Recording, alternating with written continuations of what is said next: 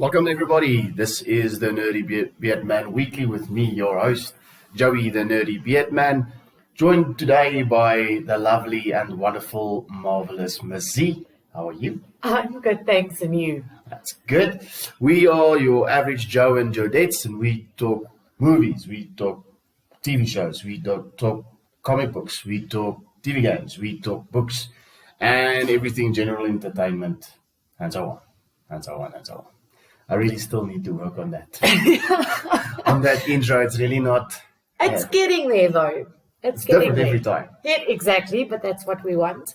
So I am very nervous. I'm going to need you to guide me through this a little bit. I'm going to be... Like in our relationship, I do all the talking anyway. So. Oh, sure. Sure. Okay, so for you, as well as for the listener out there, Jared's not in today, or he can't be here today. He's working. So Z is going to be our stand-in co-host, our reserve. I'll be your substitute. Oh, please don't. Don't make them listen to that. Please don't. Okay. Whenever you want what me. is up next? Okay, so for those of you who don't know, before I give away what we're going to do, please leave a like and subscribe if you're listening to this on YouTube. We are on Spotify, we are on Amazon, we are on SoundCloud, and we've recently gone on Patreon. Costs you all of $1. There will be bonus content eventually, but for now, it's $1. I'm sure you can afford that. What's $1? $1. And then one day when I figure out how Apple Podcasts work, I can there will be a show put up there as well. But for now, there's a lot of other places you can go. Yeah, I feel like there are enough places for you to find it if you really want to. So, today we're going to go through some news, chat about the things in entertainment for the last week. Then we'll talk about, I guess, some trailers. Okay. After that, we will do in a lot Jason Statham style. We will chat about his, according to Rotten Tomatoes, what is his best movies ranked lowest to highest, until we have the opportunity to watch Wrath of Man. Yes. And then we will do, we're going to do a movie quiz. Okay. So we'll do, because of all the Marvel stuff that's happening right now, we will do a movie quiz about Marvel. Are you going to be quizzing me? Yes. How is that fair? Why because can't I quiz you? You are the proxy for the general audience out there. So if you're listening at home, grab the family, grab the kids, and then yes, because I'm the master, I'm the quiz master. And yet you know all the answers anyway. I feel like this was preempted very badly. Yeah, but you've watched pretty much everything Marvel. No, that's very fair. But you have a memory like an elephant, where I have like a goldfish. So it's still not very fair. Yeah, that's fine though. A goldfish can remember for 5 seconds. That's all you need. All right. So shall we get started with the news? Yes. You ready? Yes. Okay. So, do you know what the Golden Globes are, right? I do. Okay. Cool. So NBC, the studio or the channel that shows it, they cancelled them. Well, not cancelled. They've postponed or delayed. Well, they postponed it for the year. Is it because of COVID or what was no? So the Golden Globes. So I don't know in depth too much about the background works of these award shows. Okay. But here's what I know: the Oscars, right, have the Academy, the Academy, the institution itself. Yeah, the group of people that decide who wins what. Yes. That is comprised of pretty much anyone and everyone that is involved in movies. Yeah. And it's about 10,000 people, 10,000 members. Oh, wow. So that's from actors, musicians, directors, producers, writers, the whole works. Okay. Right? So, for example, if you bribed 50 people in the Academy to get a nomination or whatever, yeah. It's not going to, it's a drop in the ocean. Yeah. You're not going to get anything. That makes sense. Okay. The Golden Globes are their group of people that decide who wins what. It's called the Hollywood Foreign Press Association. Okay. So these are guys that live in LA, there's journalists. So not even movie people. It's journalists that live in LA, that work for foreign press outlets. Okay. Right? Yes. So there's a few issues with this. Okay. First of all, there are only 78 members. Yeah, that's a 87, much I've got to remember. Yeah. Right? So that's a lot smaller. Yes. Right? None of them, well, all of them are white. Okay, all right. So So there's no diversity. Absolutely zip. Okay. Fuck all. Right? So that's problem number one. Problem number two is corruption. Voting corruption. Okay. So apparently, for example, there's this example the one guy used about the tourist, that Angelina Jolie and Johnny Depp movie that was so terrible, that got nominations. Well, it was not terrible. That movie was awesome. According to the rest of the world, including Rotten Tomatoes, it wasn't. It wasn't. I thought it was fantastic. Okay, then again, it may have just been Johnny Depp, so.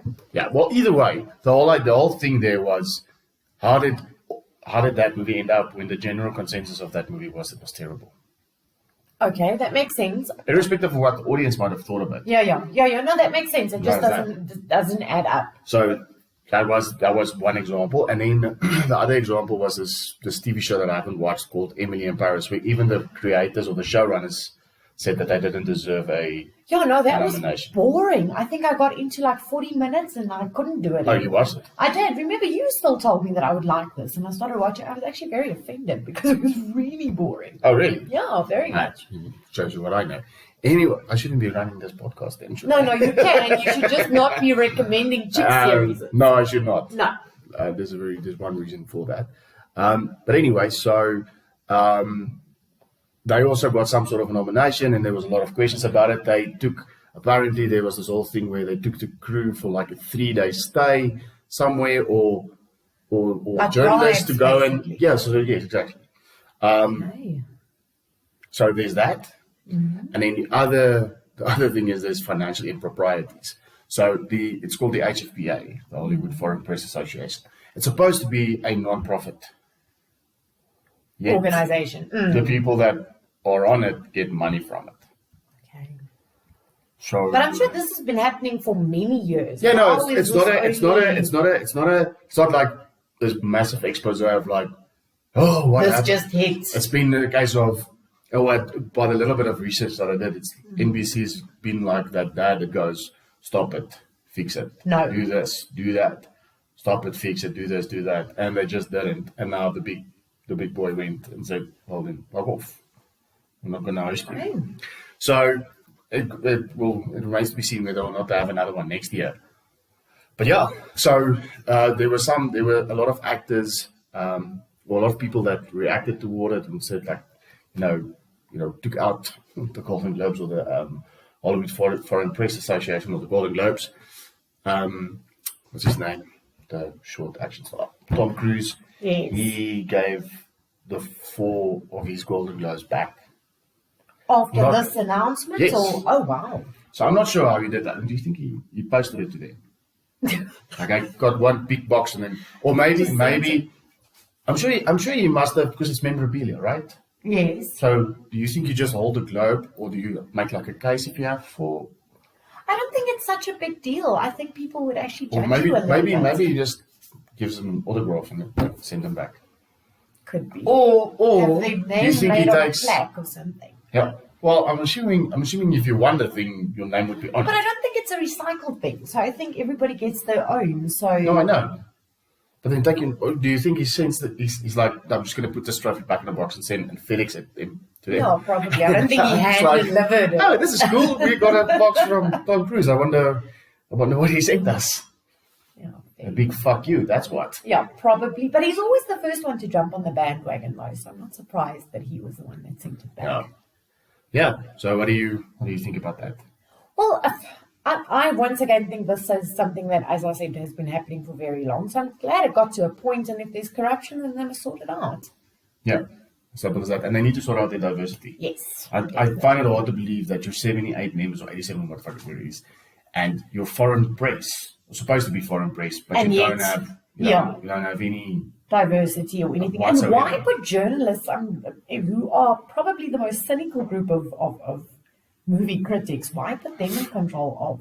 No, I understand that though, because the journalistic associations where your critics will come from mostly, they are the reporters of the news, whether This is that fair. news be, you know, Positive I don't or know, negative, yeah. crime or entertainment, doesn't matter. They're still journalists. So it's cool that they have an association of journalists picking their best movies, Yes. because it's still a conduit, it's still a proxy. Much like the Academy is like in sport, you'll have a People's Choice, you'll have a Critics' Choice or Critics Awards, and then you'll have a Players Award, Okay. where the players select their own. Oh, yes. Understand? So that's kind of how I see it. It's like critics select, giving you awards, audiences giving you awards. Oh, okay. You All understand? right. I hear what you're saying. So it's cool that they have that. They just don't do it properly. Don't be a bunch of dicks and steal money. Anyway, enough about them. Right, up next. You like Agatha Christie, a good old Agatha Christie murder mystery, don't you? I do very much. Why? Right? Did you know that Knives Out was an Agatha Christie novel? I did. I found that out by accident, actually. But yes, I did know that. All right. So yes, Knives Out. Obviously, is a good movie. I love Knives Out, and introduced you to it because for the longest time you thought it was going to be boring. Okay. It doesn't. The problem and the good thing about it is it doesn't give anything away. So I think a lot of people didn't watch it or didn't go to the movies for it because they didn't know what the fuck it was. This is true. But, I mean, at the end of the day, isn't that what it's supposed to be? It's supposed to be a teaser. But I just felt like it wasn't enough of an incentive to go to the movie. So, yes, it didn't give anything away, but it also didn't entice you. Oh, yes. Well, listen, whether you go to the movies to see it or watch it at home, there's nothing, like it's not a big action flick that you go to the movies to go and watch. Specifically, okay. Specifically on the big screen. Because there's nothing that draws you for it. Anyway, so the creators, the director, and the creators of Knives Out, Yes. signed a $468 million deal for the next two movies with Netflix. Oh, wow. Yes. So, and obviously Daniel Craig and I think his name's Ryan Johnston. Yeah. Is the director. So they obviously got big paydays out of it, right? For the next two movies. Yes. So When are they releasing, or what's the timeline for the next two? they haven't started production. They haven't started production on the second one yet. Okay. But they have announced the cast. So obviously there's Daniel Craig. Yeah. Right. So Knives Out 2 will add Dave Bautista. Okay. So Bautista, Dave Bautista. Yeah. Right. I'd say Edward Norton, but it's not Norton, it's Norton. Norton, Edward yes. Norton and Catherine Hahn. Oh, wow. Yes. Okay. I can't wait for this. I'm also excited for it, I have to say. I wouldn't, if you didn't force me to watch the first one, I wouldn't be saying this, but yes, I'm very excited for it. Yes. Well, if they can do it the same way. That's if they can do. It's a great cast, though. Yeah, it is. So yeah, looking forward to that. No idea what the story is. There's no synopsis or anything yet, but that's a pretty solid cast. Agreed. Cool. This is neither here nor there. I'm not even sure if this really counts as news that we should be putting on this podcast. But they cancelled Ellen. Why? Because Well, apparently she's saying that essentially she's bored and she's looking for a new challenge. Okay. So what's the real story? Well, to be fair, I didn't do a deep dive. I'm really not that interested to do it. I just thought it was interesting that Ellen, after all this times now. But she was in the news a while ago as well because of a comment or... Yeah, apparently she wasn't treating her staff all too well, and there was a lot of flack coming. Yeah. But anyway, I don't know if there's rollback from that. I mean, I'm not sure if the things that happened was that bad that you would have that much kickback that it would impact your ability to actually host the show. But then again, we do live in an age of 0 and 10. So cancel culture is real. So it could have contributed. Yeah. But according to the official statements and stuff, she just said she was looking bored for a now. new challenge. Yeah. Well, I mean, it's been how many years? I actually want to quickly just see. But if she's looking for a new challenge, what? Because the whole talk show was running a wheelhouse. I'm not It sure. was, no, definitely. And I mean, it was an institution. It's a... Yeah, it's the next. It was the next Oprah. Yes, exactly. Well, yeah, I'm sure they were competing at some stage. But let's quickly have a look here. Yeah, 16 seasons. So you see the allegations of staff mistreatment, yada yada yada. Yes. So what? But again, that's not behind-the-scenes because bullying that's and not harassment. necessarily what. Well, I mean, we don't know. Yeah. But No, then again, that's she true. probably never came back from that, and COVID destroyed hosting anything. No, that's very true. So after 2 years, we probably wouldn't have even been paid, if anything.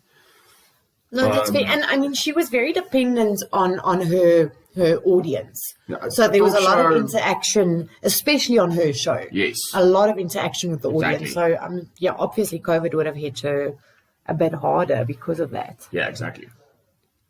So and it's not the same because because she did the Zoom or the virtual meeting thing, but Yeah. then she just became a late night host. No, true. That's And earlier with- in the day, and then you're competing against guys like Jimmy Kimmel, James Corden, Conan, and as great as Ellen was, she's a daytime host, not a nighttime host. Or maybe that's what she goes into. Maybe she becomes a nighttime host.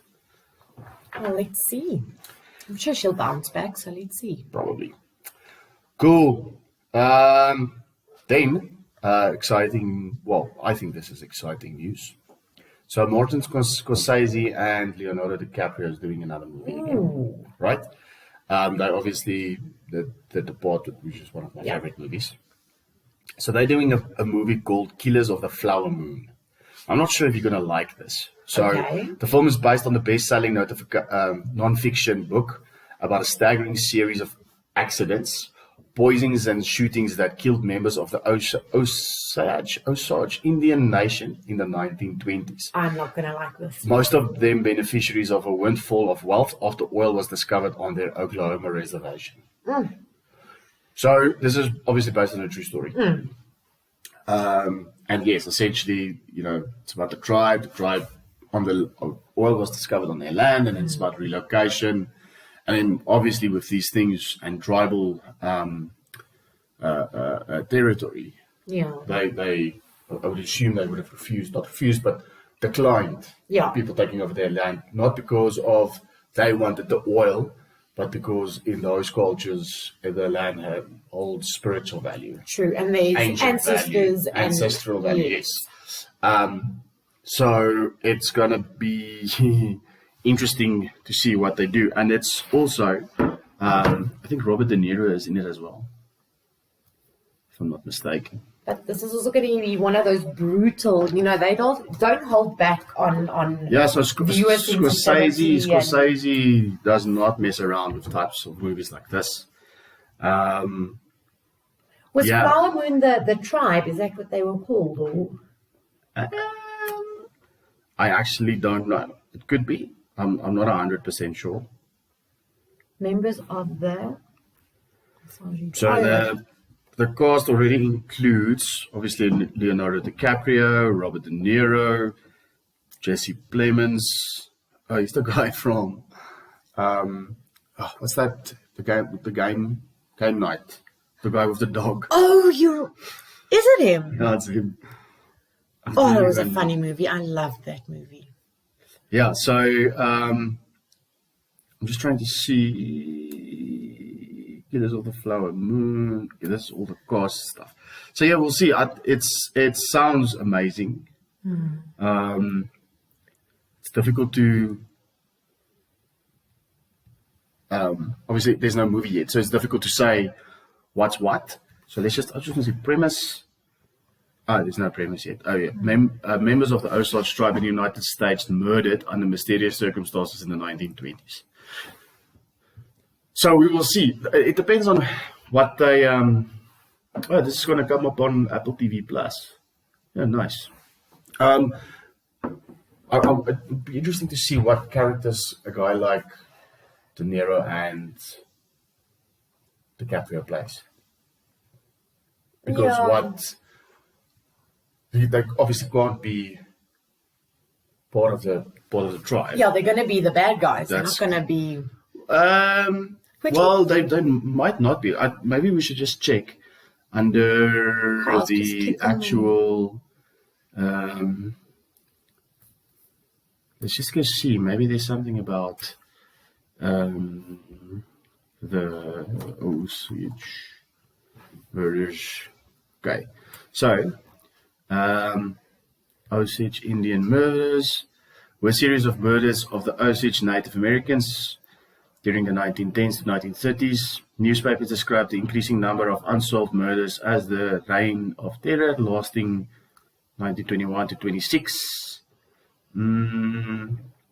Some of the murders. What do you? William Hale. I think De Niro. I saw now that De Niro plays The William murders Hale. were never prosecuted, but some men were convicted and sentenced, including William Hale, Yeah. who ordered the murders of his nephew's wife and other members of the family to gain control of their oil rights. Yeah, I think De Niro plays William Hale.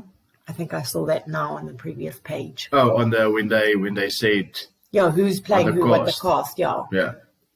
So yeah, listen, irrespective of what the details about those murders are, I think it's a great premise. I agree. And again, Martin Scorsese is not scared to ring in a few surprises. No, and be brutal, definitely. Yeah, you see De there Niro we is go. playing William Hale. Ernest. Okay, so we're going to see. He plays Ernest. No, wait. Go back. William Hale. And then Leonardo DiCaprio plays Ernest Burkhardt. And convicted murderer. Yeah, they are both playing the bad guys. This is going to be very interesting. Yeah. Let's see. Good. What do you think? Yeah, I think that's going to be another rough one. But, yeah, it's going to be good, obviously. So obviously not a lot out about this movie, and we'll have to wait for the trailer. So yeah, interesting. We'll see what happens.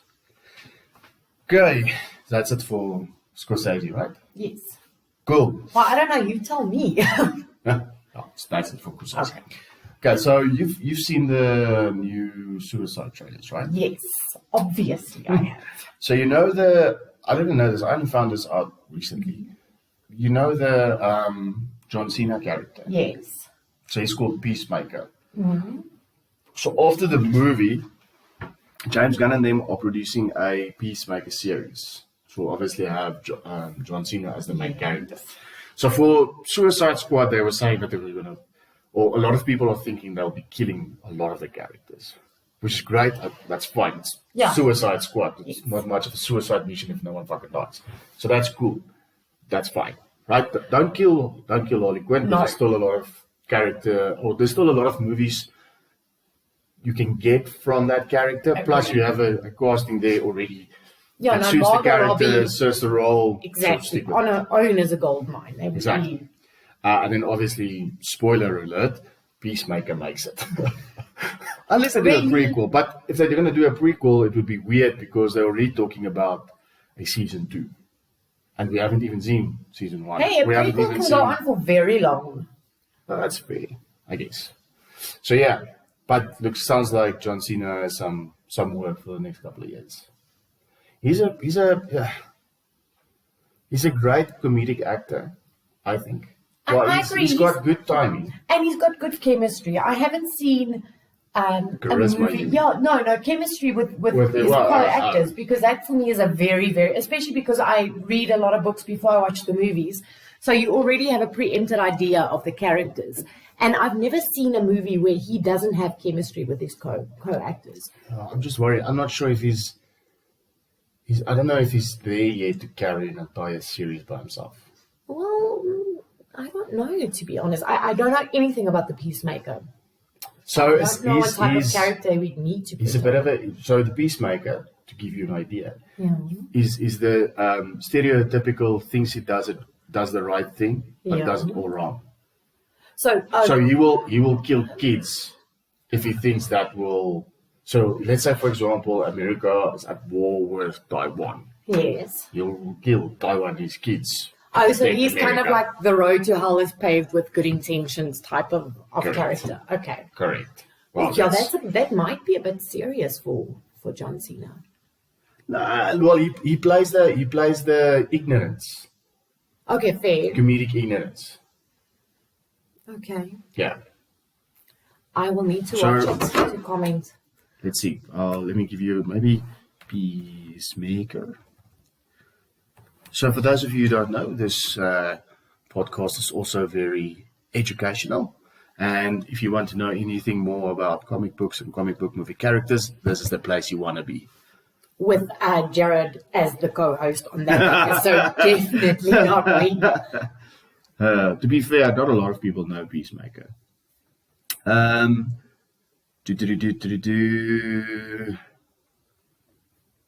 Peacemaker. I'm just trying to think. What is Peacemaker's? What would you say is his character? How would you describe how he Peacemaker's views? Views.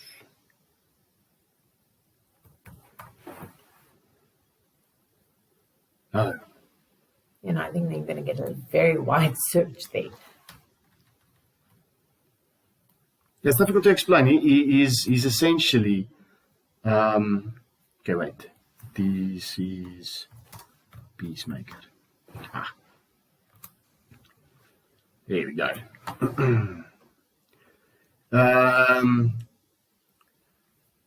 Christopher Smith, Peacemaker will make. Oh, my lord. Publication Christopher Smith. Pacifist diplomat. So committed to peace that he is willing to use force as a superhero to advance the cause. Okay. No, I mean that's pretty much what we just said. No. Okay, I'm going to need to do a bit more research on that, but I don't know. Let's. But we'll have to wait and see, I guess. Yeah, exactly. Alrighty, that's it for the Peacemaker. Do you want to add anything else? Absolutely not. There's a lot of news this week. I didn't say it was a lot of interesting news. Okay, that's fair. Okay, so next up, Ted Lasso. Yes. Renewed for Love. season 2. Oh, yeah, I can't wait. Right? Oh, that was such a refreshing series. I think me and Jared spoke about this last week already, but yeah, it's supposed to come out this year actually. Yeah, it's supposed to come out later. Ted Lasso season 2.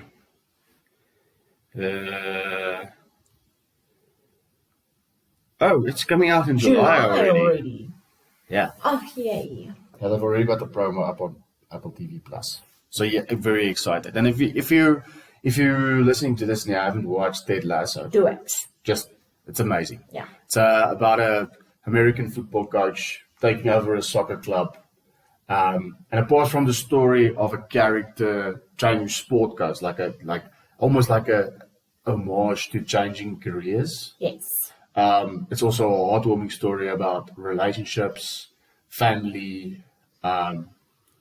First impressions. Yes. No, it's very Really, good. really It's sweet, really and really fun. Yeah, it is. No, it's You know what I it's thought? light and it's light, but it's also got a lot of undertone.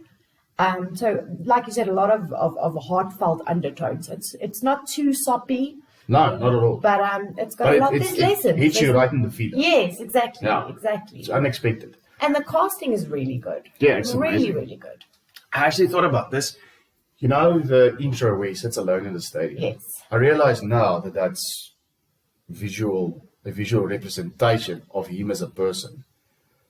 All alone, in the sense that he's very unique. He's the only one of his kind. Yes, because you know in he's soccer- good. He's essentially a really, really good person. Yeah. So you know how in soccer they this Don't call it soccer, it's football. Oh, football. Sorry. Anyway, America calls it soccer. So I'll go with the nation that rules the world. Anyway. Yo, I'm not even going to touch that. Anyway, yes. But you know how in football, their fans, they will never, well, in the big leagues, Yeah. they'll never have the fans of two of the clubs sitting together. The fans of a particular club will sit by themselves. Yes, because it's football. Yes, they'll murder one another. Yes. Right? So it's interesting that the start of the series has him with no other fans, even of the own club he manages, and him just sitting there. Understand? So when I thought about it afterwards, I realized that is a representation of how big of a step the step was he took. No, that's very true. No, especially with his personality walking into that role. Yeah, agreed. Cool, but listen, if you haven't seen it, just go on. Just do it. You won't be disappointed. Okay. Next up, again, big news. So, AT&T, which is the company that owns Warner Media, which is Warner Brothers and stuff like that, right? So it sounds like them and the guys from Discovery, like the Discovery Channel, Discovery ID, yada, yada, yada. They are, it sounds like a merger. Okay. For about $48 billion. It's amazing. And I'm not sure if AT&T is selling their stake in Warner Media to Discovery, or buying Discovery, or Discovery is. I'm not sure what the concept is, because AT&T will still be part of, or still have control of Warner Media, but also Discovery. I'm not sure what the dynamic is. Yes. Okay. So they're saying that it won't influence the final product, which I hope it doesn't, because it's still HBO falls under Warner Bros. And HBO has some of the best shows ever. So I hope that whatever direction they're thinking of taking. Yeah, let's not mess with something that works. Yeah. And I can't imagine Discovery Channel or the stuff that's on Discovery or that Discovery puts out. I can't imagine that for that thing to have lasted as long as it did, for it to be in a position where it needs to do something different. That's what I'm saying. It's already there. Oh, I hear you, but maybe it's not. Maybe it's not a Hail Mary. Maybe it's just literally growth. Expansion, yes. Yeah. Because if I suppose you'll then have a situation where the Discovery stuff will then go on to HBO Max, for example. And maybe like more historically correct series and stuff will start coming out, like Vikings and things like that. Ah, okay. That could be a direction that they're looking to go into. Oh, I don't know if they'll do that though. Discovery doesn't, because National Geographic went with Disney. Yeah. Well, yeah, Disney owns National Geographic, Yes. and that hasn't really changed. So I can't see. Well, it's Warner Brothers, so they might. Yeah, they're going to take over the world. So let's just. Yeah, I know Disney is taking over. Yes, it surprises. I don't know what to make of this. It's a weird move. It is. It's a weird partnership, but yeah. I mean, both on their own are doing really well. So obviously, somebody somewhere thought it would be a good day. Warner Brothers. I mean, I suppose they're doing well, but they haven't made the best of choices lately. But yeah. Why would you say that? They've not, like the way they've done the launch of HBO Max. They've taken a lot of shit for. They came out a couple of months ago where they said they'll release all the movies on streaming. They're not going to release any of the 2021 movies on theaters first. That pissed off a lot of creators. Because how do you measure box office and things like that? You see that makes sense. Yeah. So and they've not done well in terms of the way they've handled certain projects. They fucked up Harry Potter with Fantastic Beasts. They've not been uber successful with the DC stuff. No, that's true. They've not. I'm trying to think. They haven't really put out anything fantastic in a while. No, that's a great studio. I love Warner Brothers. Yeah. And I think they've got a lot of interesting stuff in the works, and they have course corrected a lot of stuff. Shazam was a fantastic movie. Do you think they weren't able to adapt fast enough to the new not digital, but I mean, if you take Disney, how quickly they evolved. They were stupid.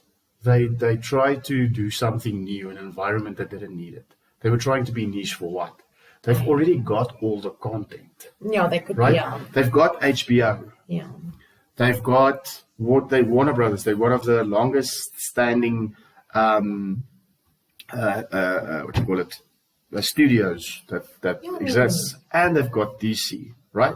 So when you go onto Netflix right now, okay? If you're new to Netflix, it takes you all of 6 months, and then as a user, you would have saturated your viewing ability, Yes. right?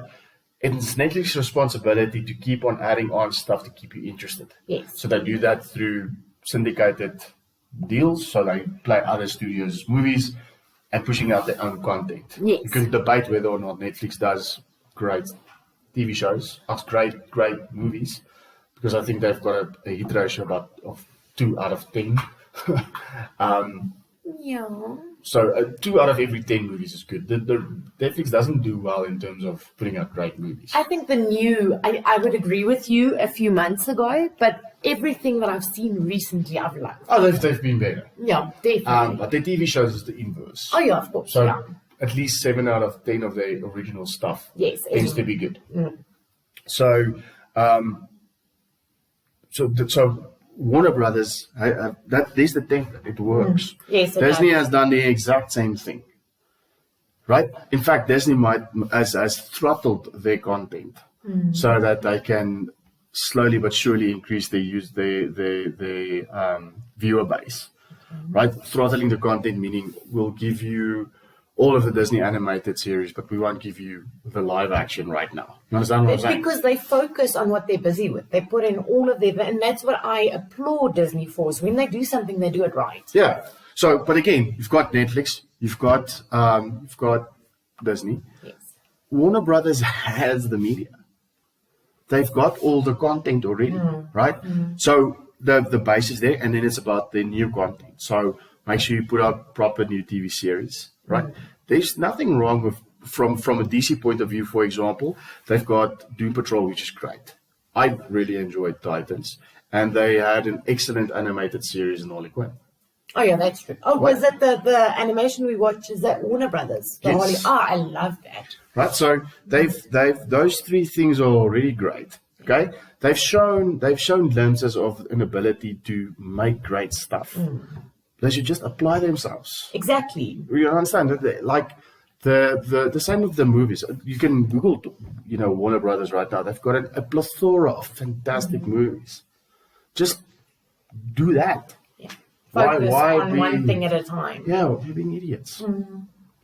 So, but anyway, there is talk here about this move is going to be good because of the creative control. So physically, the people. Okay. So they'll have I can't remember the guy's name, but they'll have specific people in specific positions. So they feel like the decision making will improve. Okay. That's been the stereotypical answer from Warner Brothers for the last, I don't know. How many years? Yeah, This is so exactly. We'll see. Okay. They still got HBO though, and HBO is now putting out House of the Dragon. So hopefully that puts him back in a cornerstone TV show position, because Game of Thrones was huge. No, that's fair. Anything you want to add? No, I'm good. Coolio. Next up.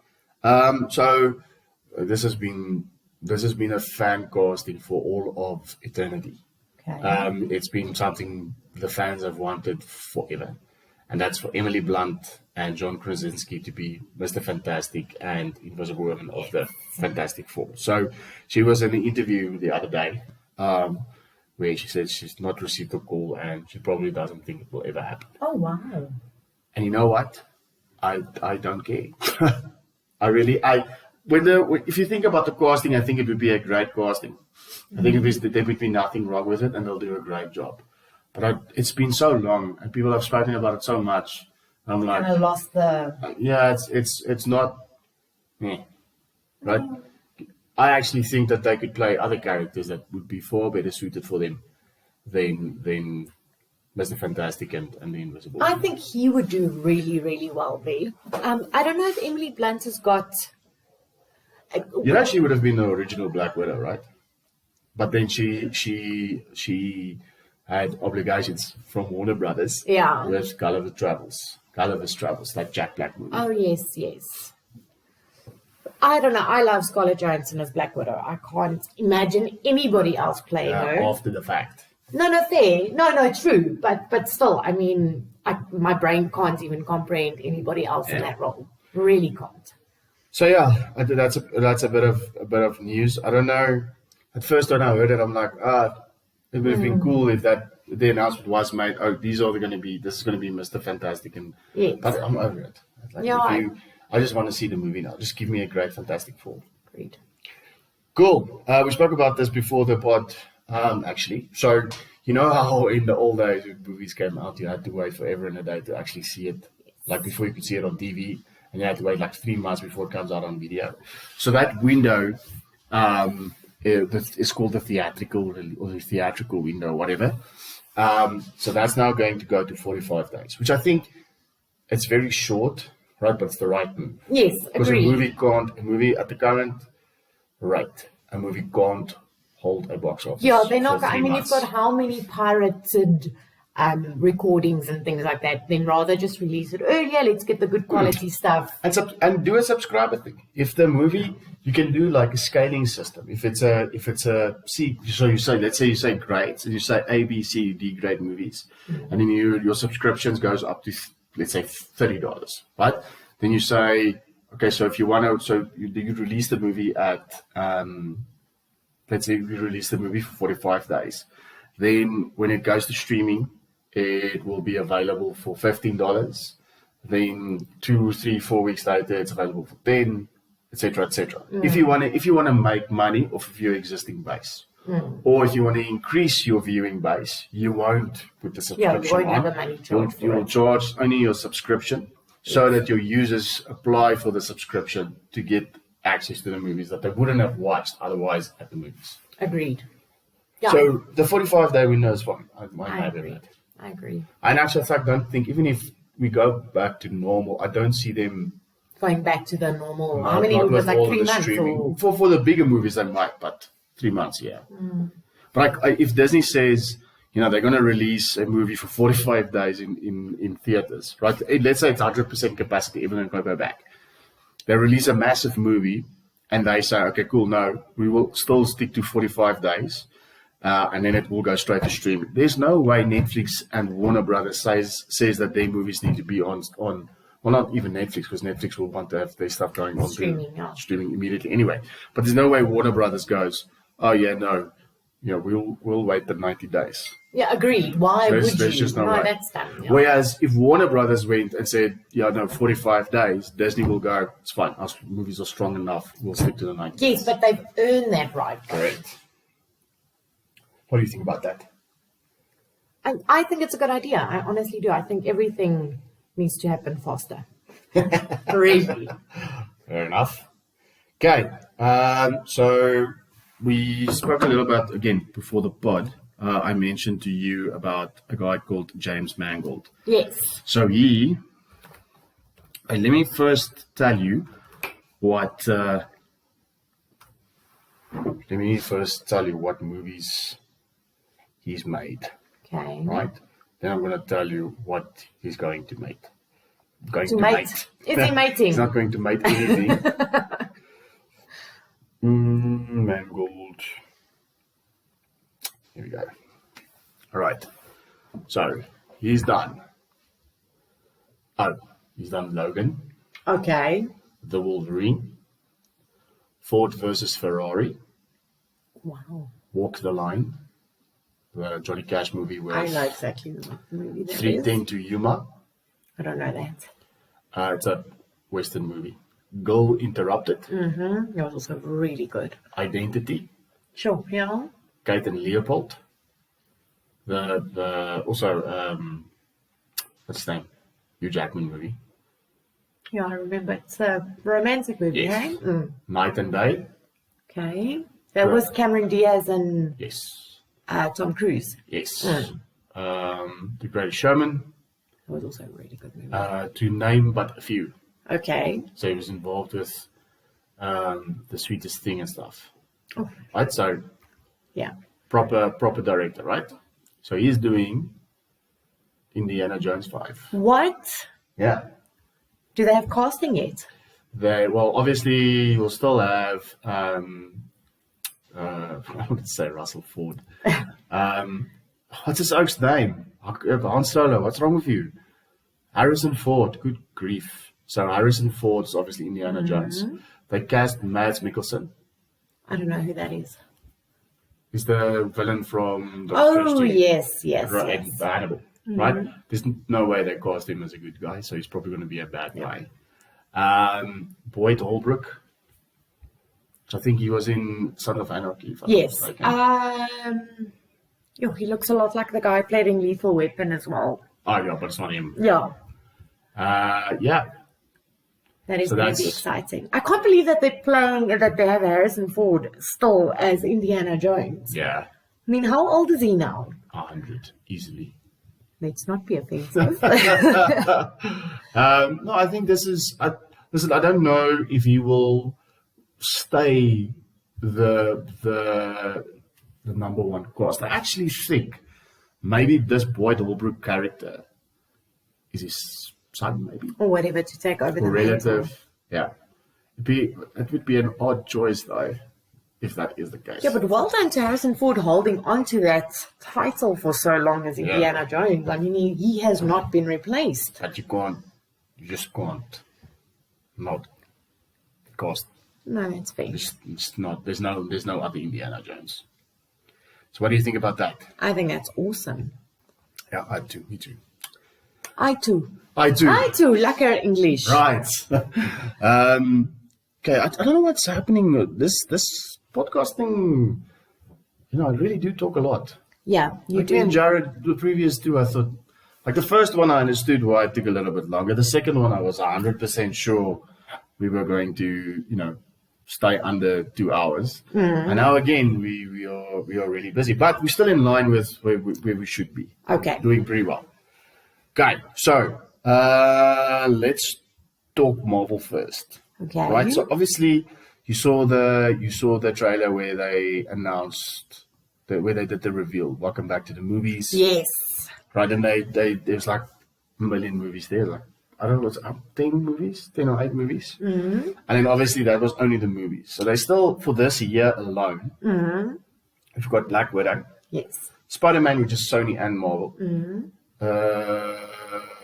The Eternals. Oh, I can't wait for that. And Shang-Chi. Yes. Right, so you've got 4 movies, 3 of which are between September and December. Okay, you're right. busy too. Yes. Then we've got Loki, which is coming on June the 9th. Okay. Oh, that's soon, eh? Yeah, it's in a couple of weeks. And I'm super excited about that. Then we've got Hawkeye.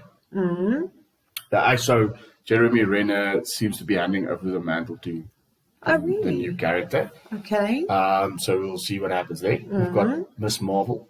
Yes. And then we've got What If, which is the animation series where they take the characters we know. Oh, yes. And they're like, what if Peggy Carter was Captain Britain, or what if Captain America was a zombie? Whatever. So I'm also very interested in and that's going to be an animation. Did you say it was going to be an animation? What if? Yeah. Yes. Okay. But the original cast makes more sense. The original cast is the voices. Yeah. Okay. Well, that's awesome, but it makes more sense that it's an animation. That's a lot of content. Yeah. And that's what it's the next 7 months. Yeah. Yeah, they're going to be busy. Well, they have been busy, obviously, if all of them are releasing soon. So really excited about that. Yeah. It's weird. Like you'd think that you'd be, saturated, bored with all of this, but they've been doing so well with the different types and the different ways that they've approached their storytelling. It's really been like I've been hooked. So have I. No, and the timing has been perfect. All of it's just worked. Yeah. It really, the recipe that they have is just fantastic. Yeah, I don't, and that's not even what's next year. It's even busier. There's still got S.H.I.E.L.D. to come, Armored Wars, Ironheart, Secret Invasion with Samuel L. Jackson in it. It's a lot. It is, but you see, they've got criteria for the next how many years? Yeah, no, they've. What do you not criteria? What do you call it? Content. Yeah, no, Thank you. Yeah, All right. You want to go grab a cup of coffee? There? I do. Do you see me? But you'll see the magic we're gonna pull off here because it's gonna be like we didn't even leave. So like, I could make myself a sandwich and eat it and have a cup of coffee. No one would even know. This is very true and very awesome. Yeah. Anyway, you enjoy your sandwich? I did. Thank you, and my coffee. Good. Right. So I think we finished up with the news. Yeah. Right? Yes. All of it done. Cool. So next up, before we get into our main topic for today, just talk about a couple of trailers. So Venom 2 released this week. Yes. Excited for it? Very, very, very much. Did you watch the Spider-Man animated series when you were a kid? No. Not? No. It doesn't. Hey, you look at me like I'm asking some ridiculous question. No, but I don't. Unless it was on Nickelodeon or KTV, I did not watch it when I was a kid. Okay, for those of you who don't know, KTV is our local Was kids. our local kids program. You remember how they had that thing on Saturdays? Power Saturday was. Yeah, from 7 o'clock in the morning. Yeah. And our parents were so happy because they could sleep. We would leave them alone as long as we could put the TV on. Yeah. Anyway. So the reason why I'm asking is that did you know that the Venom character was designed in that TV show? No. So the Venom character didn't exist. In the comics? Not at all. Oh, okay, Then he got introduced into the TV show. All the symbiotes got introduced into the TV show, and then voila. It worked. Yes. Same with Harley Quinn. She was also not in the comics. No, that I know. But that you told me. Yes. That's where you get all your comic book information from. This is me. very, very true. So, do you know the... I forgot the actor's name. Tom Hardy. Well, no, he plays Venom, the other guy. Sorry, that's our dog. Oh, my Lord. Why can't I remember the guy's name? What other guy? What does he play? The guy that plays Carnage. You know Carnage is also a symbiote, right? Yes. Okay, so Venom 2. Right. Dog is doing its own little thing. But look at that face, though. Woody Harrelson. Right? Oh, yeah. So, what do you know about the Carnage character? Just what I saw in the trailer. Okay. So, in the comics and in the TV show as well, he was a serial killer. Oh, yeah, you told me this during the trailer, yes.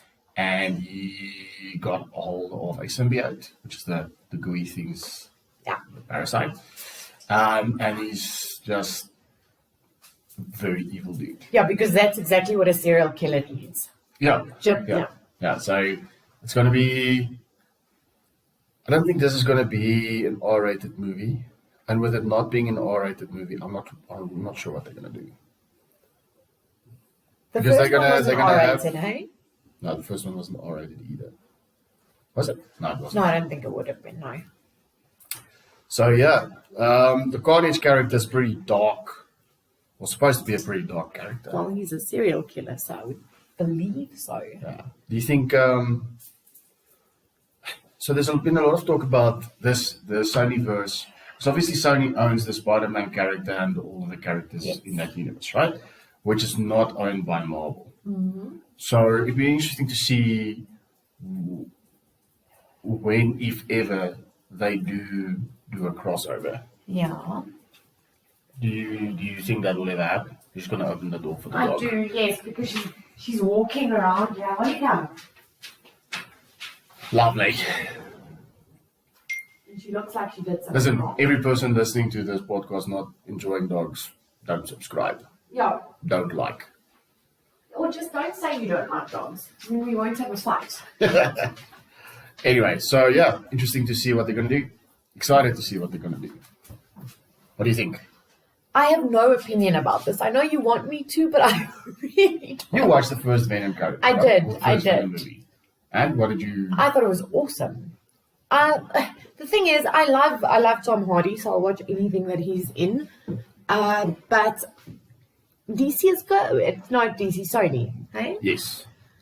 Remember, I only got into the whole comic thing when we started dating. So Marvel has been my measuring stick, and nothing has met up to that. Marvel yet. as in Marvel Studios, not because Venom is Marvel. It's No, just but what I created mean, by yes, Sony, yes. So it was entertaining. It was good. I think Carnage looks amazing. Or Here Comes the Carnage, or what's it called? Let there be Carnage. Oh yeah, Let There Be Carnage. I think it looks awesome. I love Woody Harrelson. I think he's going to be an epic villain. But I'll need to watch the movie. That'd be interesting to see how Woody Harrelson and Tom Hardy play off one another. Yeah. I think it's a good combo. Yeah, because in the trailer you don't really see them in one scene, No, hey? you get the Venom and Carnage, but you don't get the two of them. Yes. But I think because he's Tom Hardy's character Brock is a reporter, so they might do something where he interviews. You know how they do that interview with a killer? Yes. Or talk to a serial killer, or interview with a serial killer. Yes. Maybe that type of dynamic, but then they figure out it's two symbiotes. So the symbiotes have a rivalry, antagonistic relationship, whereas the two of them have a mutual respect relationship. You know how in Mindhunter, how the main character respects the serial killers in the sense of trying to understand where their minds are coming from. Yeah. And understanding that they aren't wired like normal human beings. Yeah, I think it's more maybe more fascination than respect in Mindhunter's sense. Yeah. It's gonna be. Listen, they're playing a little bit of a dangerous game because I can't remember Venom. Venom's always had his own personality. So the thing where they do, Venom being a character that lives inside of Eddie Brock. Cool. They might overplay it a little bit because it's not that pronounced in the comic books or in the TV show. But it was funny though, like in the new trailer. Yeah, I enjoy it. It's a great dynamic. Yeah. But if Carnage is a natural or what you call it, arch nemesis of Venom. Yes. But if Carnage has its own personality, then that might overshadow the Woody's character. What's his name? Cletus Cassidy. As in Cletus Cassidy as a persona, person. yes. Okay. Well, I mean, because you have to like Tom Hardy's character. There's Eddie Brock and Venom. Now you can't go and say Cletus Cassidy is Carnage and Carnage is you can't because they have to live simpatico. Yes, that's how a symbiote works. But it's ideally two different entities. Yes, two different personalities. Fair, but it's gonna roll through because arch nemesis, so Carnage and Venom, arch nemesis, they kind of try to kill each other. Yes. And Tom Hardy and Woody Harrelson will kind of suffer if the one kills the other. No, agreed. I don't know how they're gonna. That's very tricky writing, that dynamic. Because you're not writing for 2, you're writing for 4. True. So we'll see what they do. Anyway, excited. The first Venom movie was good, but I mean, I say good as in 6.8 out of 10 good. Yeah. It's not. It was entertaining. Yeah, it lacked a little bit. It's a little bit lackluster, but it wasn't bad. I don't know if it was an $800 million movie like it did in the box office. But still good. We'll see what Sony does with this one. Sony's also got the Morbius movie coming out, which is supposed to be so excited connected. And if they can connect this Venom, Carnage to the villains we already got in Spider-Man with Mysterio and what's his name? Keaton's. That's Mysterio. Keaton's character, the Vulture, plus Morbius, and there's been a lot of talk about Kraven the Hunter. Then you're starting to talk about some the storyline is called Sinister Six. Okay. Oh yes. You know that storyline, right? I do. Which it's such an amazing premise. It's such an amazing storyline. Plus, right now, the way even the average viewer sees these movies is that they exist in different universes. Yes, so if they can combine them or link them. Yes, exactly. So how, and that's not that's not outside of the realm of the character. So Spider-Verse or multiversal storylines in Spider-Man is part of its DNA. So it would be stock standard that that's the next step. Anyway, good to see that we're going to finally get some follow-up. Right. We saw the Green Knight trailer. Yes. So this is a very difficult thing to explain. So according to Wikipedia, we also do research on this channel. We're very well organized. Okay. So the Green Knight is a character from the 14th century Arthurian poem, Sir Gawain and the Green Knight, and the related medieval work, The Green Knight. His true name is revealed to be Bertilac. The Green Knight later features as one of Arthur's greatest champions in the fragmentary ballad King Arthur and King Cornwall. The Green Knight, he's transformed by a different woman for the same purpose. According to this, He's transformed by different women. yeah, so in Sir Gawain and the Green Knight, that's the poem, Yes. Bertilac's transformed into the Green Knight by Morgan Le Fay, a traditional adversary of King Arthur. Okay. I think that might be the tree that you saw in the trailer. Oh, okay, yeah. And then in the other piece of work, he's also transformed into the same thing, the Green Knight, just by he's turned into that thing by a different character. Okay. Um, Female characters. yes. Okay. They portray him as an exorcist and one of the most powerful knights of Arthur's court. Okay. In Sir Gawain, the Green Knight is so called because his skin and clothes are green. The meaning of his greenness has puzzled scholars since the discovery of the poem. So they, I don't know what they're going to do with this. It's so interesting. So the movie is essentially based on this premise, Yes. or this work of literature. It ties into the King Arthur stuff. Yeah, it's his cousin, right? Or his nephew or someone. Something. Yeah. Yeah. Not the Green Knight, the who plays the guy from Slumdog Millionaire? Who plays the lead actor or the lead role? Yes. Him. Dev Patel. Dev Patel, yes. So Dev Patel portrays King Arthur's nephew. Yes. Okay. Yes. I don't know what this is going to be. It's such an interesting story. I saw the trailer and I was like, what's this? Because it doesn't give much away No. in regards to what direction. very not interesting that I premise. think they've got a lot of directions to go into if it's going to be accurate. Yeah. We'll see. I like a good quest movie. Yeah, agreed. That's what this seems like. It just seems like this character gets sent on a quest. Growth and shit. Yes, exactly. And I wonder if this would be the story of him becoming the Green Knight, which opens up sequels and stuff of what he does as the Green Knight. Or do you think he already achieves popularity in the movie? Who are you referring to? Who becomes the Green Knight? Dev Patel. No, he doesn't become the Green Knight, does he?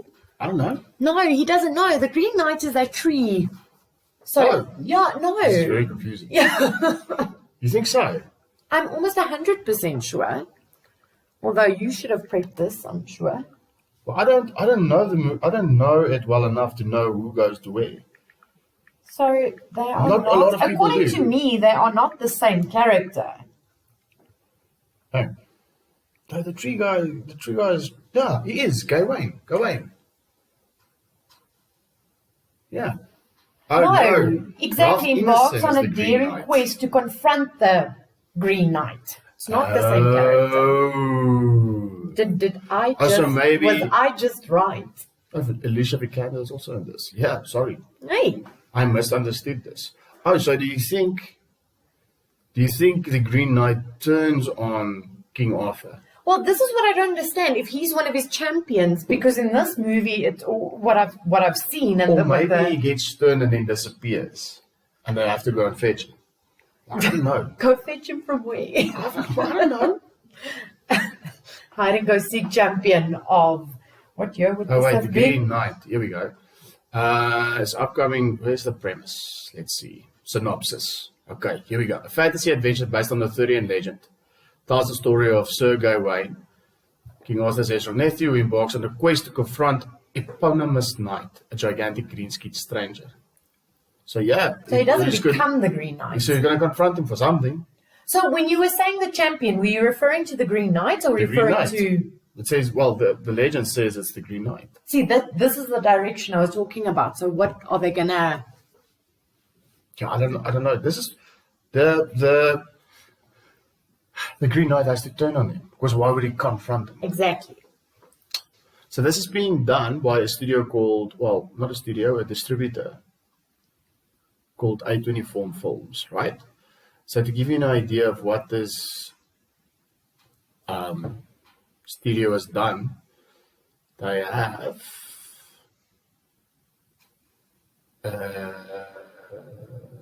they did Frankenstein's Monsters, The Confession Tapes, Euphoria.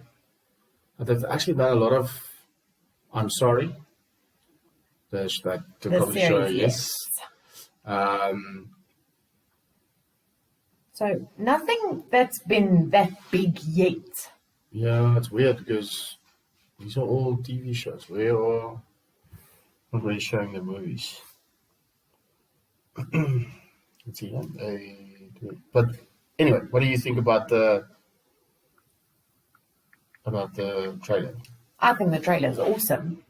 Right? Yeah, I don't have a lot to comment on it yet because, like we just established, we are both very confused. Yeah. Listen, they've done some pretty big movies. Yeah, so right? Films produced Midsummer, Hereditary, Uncut Gems, that Adam Sandler drama. Yeah. Ladybird, Moonlight.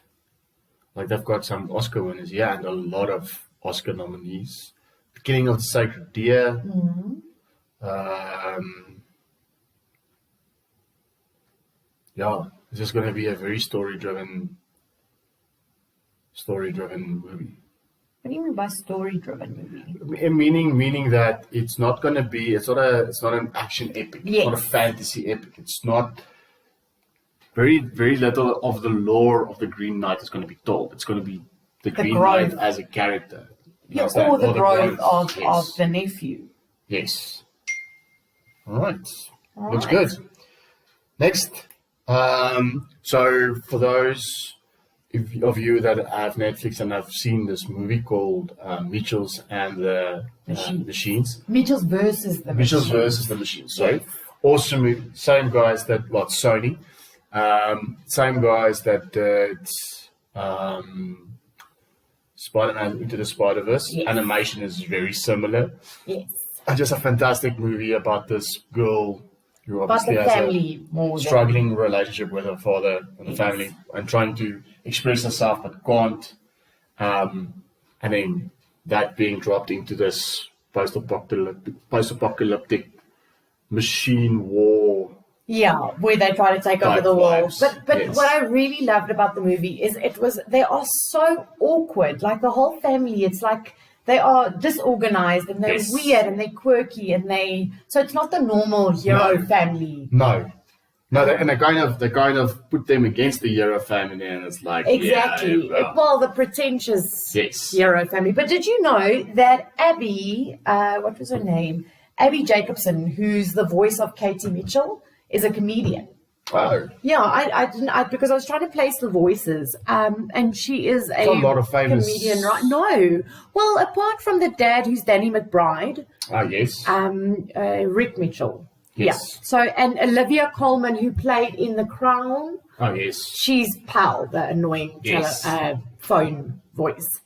But yeah, I love this movie. I thought it was a very interesting take on. It was a great animation. It was. Every now and then they drop. You remember when we watched Home for the first time? Oh yeah. It gave me the same type of vibe about this epic adventure. Characters have progressed very nicely. Good one-liners. It's probably a little bit, very storyboard like the father-daughter relationship, but it fits very well within the world that they create. Yes, definitely. So it's a very stock standard father-daughter story. Their story. Yes. But the world that it plays off in, or plays out in, that's completely new. That's very, very, very fun to watch. Agreed. Anyway, so the same people that produced that is now producing a movie called Wish Dragon, which is essentially an Asian Aladdin. A lot of beats. The teacup. Yes. The dragon, which is a genie. It's just a dragon. And you still have 3 wishes. Still have 3 wishes. Yes. You can't wish for love. The rules seem very the same, which is not unheard of. I think the jinn, which is the myth itself. Yeah. Very much in line with the myth itself. Yes. But that being said, it seems to be paced very well. It's got some good comedic scenes in it. The worry I always have with trailers like this is I'm worried that they give us the best in the trailer. Like if that's the best the movie has got to offer, then it's not going to be a great movie, no matter how good the trailer is. Agreed. But we'll have to watch the movie to know. Yeah, it looks cute to me. It does. It looks fun. It does. And remember, we had the same concern with Raya's... Raya and the Lost Dragon. Yes, where we were worried that the trailer gives away the best, and it really didn't. I mean... No.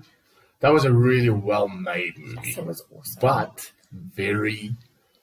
Like, you measure that against Moana, and it doesn't hold up. Yeah, but it's a different... I think it's a completely different...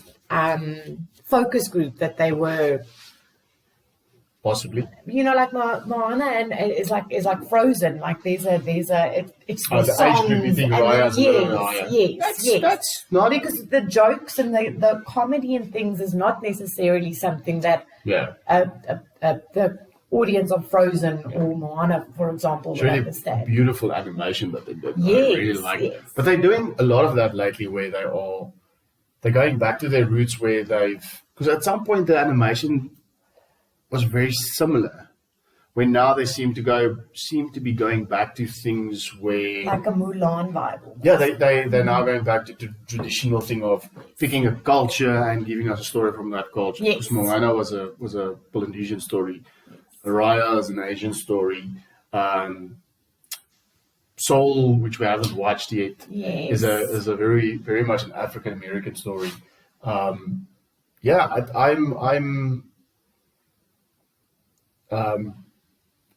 excited to see what they do with Wish Dragon. Yeah. But it's obviously not Disney. It's also Sony, who have a deal with Netflix anyway. But the movies, like the animations, this is what I was referring to earlier when I said that the new Netflix movies are awesome, and that's primarily animations that I've watched. Yeah. So I'm we'll see. Yeah, I'm intrigued. Cool. Another Lost trailer, a movie I'm really excited for, Hitman's Wife's Bodyguard. Oh, yes. Really excited for that. Listen, I think it's going to be same of the same. But that's what you want. He doesn't want to be a bodyguard. Yes. He has to be a bodyguard. He promised his therapist he's not going to be a bodyguard. Yeah. So it's going to be very familiar in terms of the beats. It's going to be very Just Ryan do it Reynolds. well. I don't care. It doesn't have to break my mind. Don't try too hard. Just give me a good movie. Give me a good Ryan Reynolds. Give me a good Samuel L. Jackson. Let them riff off one another. That's going to happen. Let them riff off one another as much as possible. Yes. Give them stupid, crazy shit that happens. Escalate the movie properly. Put in escalative comedy where shit hits the fan and the movie just freaks up completely. I want. Yeah, and you're going to get it. Like you don't even need to be worried about what you're going to. Exactly. Yeah. You don't need to be worried about what you're going to get. Yeah. So excited about the new stuff coming up? Yes, very, very much. All right. So speaking of new stuff, look at that segue. Smooth as a baby's buttocks. See, you don't need to now pin it out. I want to pin it out. You could have, yeah, okay, fair enough. But you could have just accepted what was No, if you do there. a great segue, you must say. No, you did that's the point of a great segue. You don't need to say. You score a goal. Do people know you scored a goal? Yes, but you don't need to tell people I scored a goal. They know you scored a goal. Yeah, but maybe they can't hear me. By the looks of this blue little line, it's pretty loud. I'm sure they can hear you. Anyway, speaking of new things. Yeah. So Jason Statham has a new movie out called Wrath of Man. a movie that we are not going to review because we haven't watched it yet. Yeah. That we will watch when we go to the cinemas at some point. Oh, so next week we have to watch Zack Snyder's new movie. Oh no, what? It's the zombie movie on Netflix coming out with Dave Bautista in it. What the? I'm really struggling today. I can see that. I don't understand what's happening, but I can see there's a lot of... Army of the Dead. Okay. Looks fantastic. Okay, when is it coming out? Pretty well received because it's out in America in theaters already, but it's coming on Netflix next week, Friday. Okay. So the reviews that I've seen, it looks pretty good. Okay, cool. Sounds really good. It seems like a good zombie heist, but apparently it's got a heist element. So it's a heist movie and a zombie movie. Who's doing the heisting? The zombies? No, the alive characters. Okay, I was about to say. What are the zombies? What, they're going to steal your brain? I don't know. That's Maybe weird. they like diamonds now. I mean, So, yeah, excited for that. So we'll review that next weekend. And then the week after that, we're going to watch Cruella. yes, We'll go 11 watch Cruella, days. and then we will review that as well. So next week's one I'll obviously do with Mr. Dejarhead. Yeah. If But you then do Cruella. Cruella, can I just... I forgave you for Shadow and Bone. Yes. I thought I did a very good review for someone that didn't enjoy You the show. suck because I have read everything, all the books, everything, and yet... But it won't happen again. So Cruella, you'll do. If you mention Cruella next week, I won't. you are going to be sleeping outside. Yeah. Okay, but anyway, so Jason Statham's got a new movie out, Wrath of Man. Yes. It's a Guy Ritchie movie. So Apparently very GTA-like. From as the... a Grand Theft Auto. Yeah, because he's a armed truck, like a... What do you call, man? They blow them up in our country every single year. The Armored trucks. Yes, the Yeah. armored truck driver. So I feel like we are uniquely qualified To as talk South about Africans that. to comment on this Oh. movie. Yeah, so apparently but- it's very GTA-ish. Okay, that's awesome. So he's obviously worked with Guy Ritchie a lot. He's done Snatch. They did Lock, Stock, and Two Smoking Barrels. Yeah. Guy Ritchie's hit and miss. Who did The Mechanic? Not Guy Ritchie. No, it's not Guy. Because that was really good. Yeah, It well, was, listen, we're gonna find out now, according to Rotten Tomatoes, which were good and which weren't, which Okay. ones were good and which ones weren't. So instead of reviewing the movie, today we will do a all Jason Statham movies ranked Okay. according to Rotten Tomatoes. To be honest with you, some of these I have not seen. Neither I am can honestly say, but we will go through them. I've got the. Are we We've got starting the- at 40? Yeah, we're starting at the bottom. Okay. But at 40. And then we'll be there. I don't think he has 40 movies because it So ends at 39. 39. Okay. Just short. Although he has 40 because this doesn't include Wrath of Man, Okay. which I think has got a score of 67, which is not bad for like the audience scored at 93, which is a great audience score, but the critics only gave it a 67. It's not a bad outcome. Yeah. Fair. It's 3.5 stars. Anyway, almost 3.5 stars. Anyway, so we'll start at the bottom and then we'll move ourselves up. Right, so the first movie up is a movie called In the Name of the King, A Dungeon Siege Tale I from 2006. never heard of that movie. His face is pretty big on that thing, but the movie seems to be German. I don't know what this is. Uwe Boll. Your Uwe Boll's fantasy adventure film In the Name of the King, A Dungeon Siege Tale stars Jason Statham as a farmer. Oh no. No, it's done that now. Where's the synopsis? A named farmer Okay. begins a heroic quest to find his kidnapped wife and avenge their son, who was murdered by horrible warriors called the Krugs. Meanwhile, villainous Ghislaine, played by Ray Liotta, sends his evil army to overthrow the rightful king, played by Burt Reynolds, and steal the throne. There's a few big names in this. Matthew Lillard, Burt Reynolds, John Rhys-Davies. I'm still stuck on the explanation of horrible warriors. Listen, this is a typical Jason Statham movie. someone gets kidnapped or killed, and he goes and gets revenge. And save somebody in the process. Yeah. Critics' consensus, featuring mostly wooden performances, laughable dialogue, and shoddy production values. The Name of a King fulfills all expectations of an Uwe film. I'm going to take a stab at the fact that this person that created this or directed this makes cheap movies. Anyway, 2006, I don't know. So this thing scored 4% on Rotten Tomatoes. That's atrocious. Yep. Next is 13, which again scored 8%.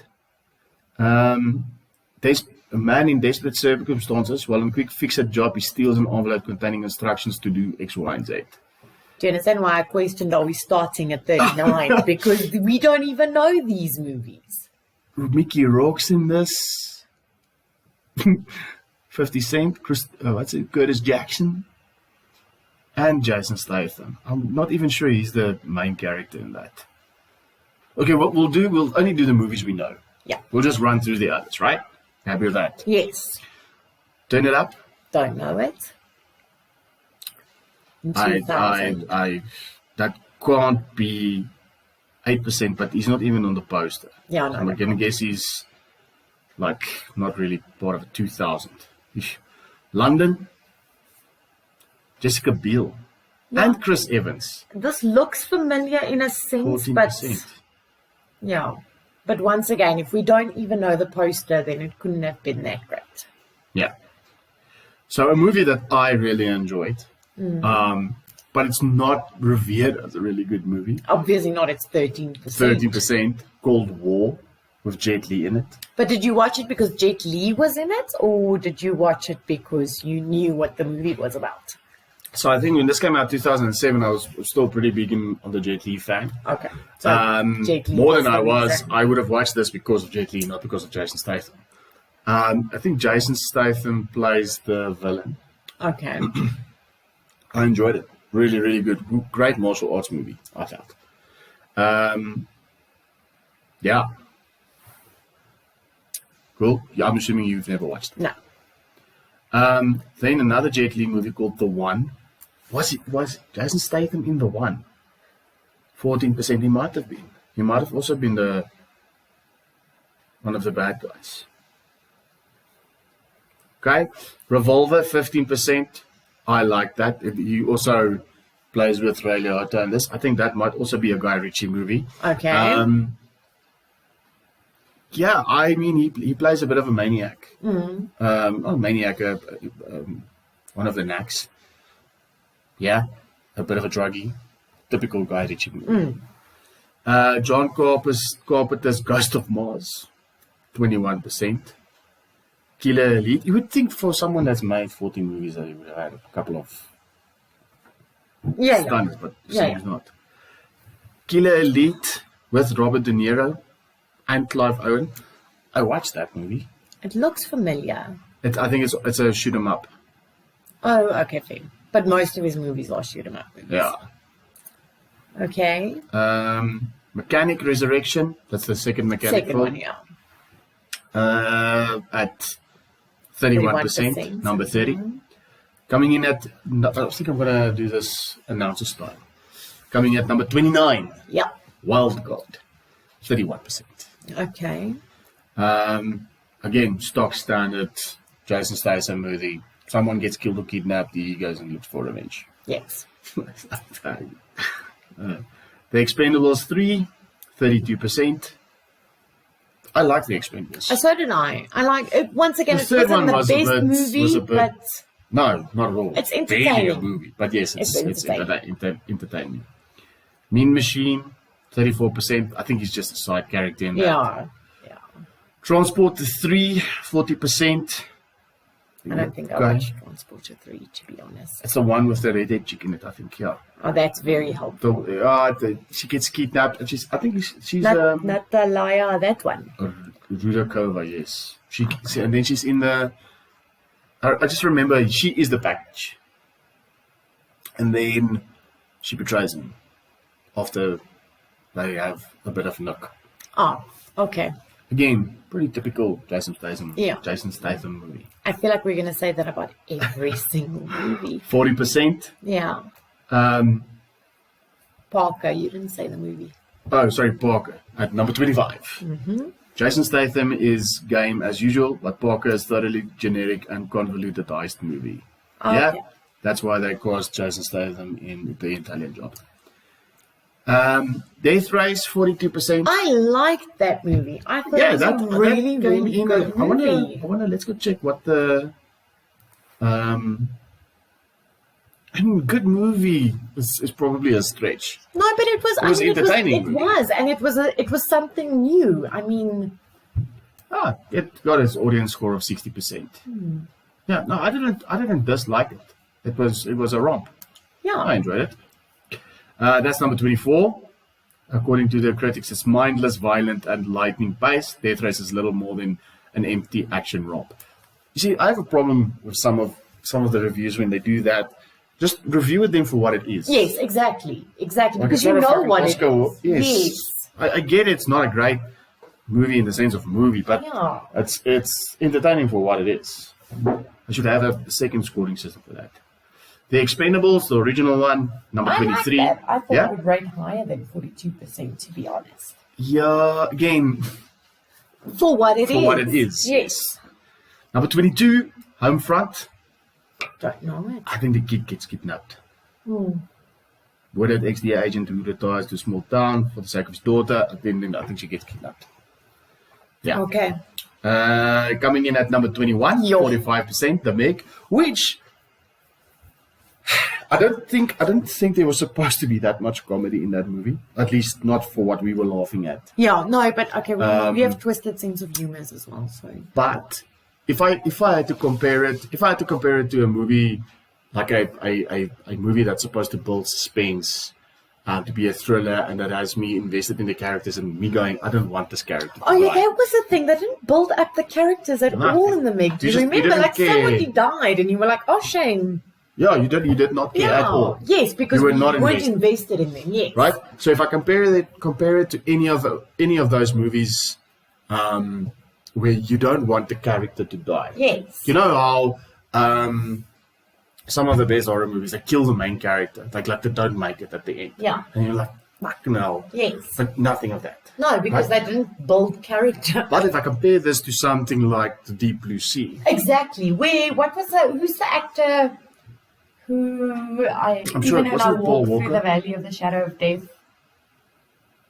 In that movie, man, he sings that song. he's in But anyway, him. Yeah. I was so happy that he survived because they built I up. think it's better than The Deep Blue Sea, actually. What, this movie? Yes. Okay, let's move on because this is a very long discussion. Okay, But The Deep Blue Sea is very old. yes. And when it came out, it was. You know what's the problem? It's the reversing shock. That's what got me for Deep Yeah, Blue but Sea. fair. Is that the only thing? It's like, The yes, that's only your thing. thing. Like Genius Sharks was not. No, fair. Yeah. Okay. Listen, both are horrible shock They movies. are, but They don't what's come that even for? close. No. I feel like. Well, actually, you know what? We haven't watched. What's that movie with? Blake Lively. Yes. The Shallows. 40. Oh yes. Have you watched it? I haven't, no, but friendly Anne watched it. She liked it though. And it's apparently not a true story, but it's based on a surfer. Something similar. Yes. So Yeah. the whole movie is her trying to get away from a shark, basically. Yeah, they've really been struggling with that though. If you think about it, they haven't. Like Jaws was a blockbuster that No, but- broke box Yes, office because records it was and the stuff. first of its kind. Fair. But now you've got sharks and fucking tornadoes. Yo, can we not, let's not even go in that direction. Anyway, so The Meg, 21, at 45%. Blitz, which I think I might have seen, 48%, 2011. Don't know it. Yeah, I mean, again, seems pretty standard for Jason Statham. Number 19, Redemption, 49%. Never heard of it. Notorious badass Jason Statham. It's funny how the further we go down Yeah, this yeah. list, the more they stereotype Jason Statham. Yeah. Yeah. Transporter 2, which I didn't not like. I enjoyed that movie. Yeah, but 52%. So it's getting up there. The movie is over the top fun for fans of the first movie. Yeah. Okay. Mechanic 53%. It's a good movie. I liked it. Yeah. The first one. But you can hear the concept. This is the first one. Yes. Like the sentiment changes. But again, now he's an elite assassin. Then he's an elite transporter with assassination skills. I mean, even Liam Neeson. I mean, that's what they do. Yeah, I know, right? You know how they do those movies? Predator versus Alien. Yeah. Can you imagine? Yeah, I know exactly where your brain is going. Yeah. Right? But which? So definitely Neeson's taken character. Yes. But which Jason Statham character? I would say, well, what do you mean? To take on... Crank, not high voltage, Crank. Agreed. He's Crank character. Oh, yeah. But then can I throw something in there? Now you throw John Wick in there? Oh, yes, please. I'll watch John Wick versus the taken character. Yeah. Fuck me. Can you imagine that? I That still think would John be Wick would insane. wipe the You know floor. what? You just gave me an idea. Yeah. So I've got three. I should actually write them down. So I've got the pop culture bowl, Yes. right? Which is a stadium, and you put movie characters. But what do you put? Put movie characters against one another. Sorry, I thought you were speaking wrong now. I was not speaking wrong. You were speaking I was incorrectly. Speaking right, all right. Come here with your Afrikaans accent here. All the way from South Africa. I'm speaking correctly. Anyway,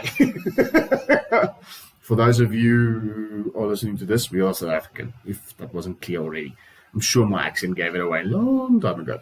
Anyway, so you take the characters of different movies like pop culture hits, Yes. and then you put them against one another. So, for example, we have Fast and the Furious versus Mortal Kombat, Okay. but the Fast and the Furious characters are in their cars.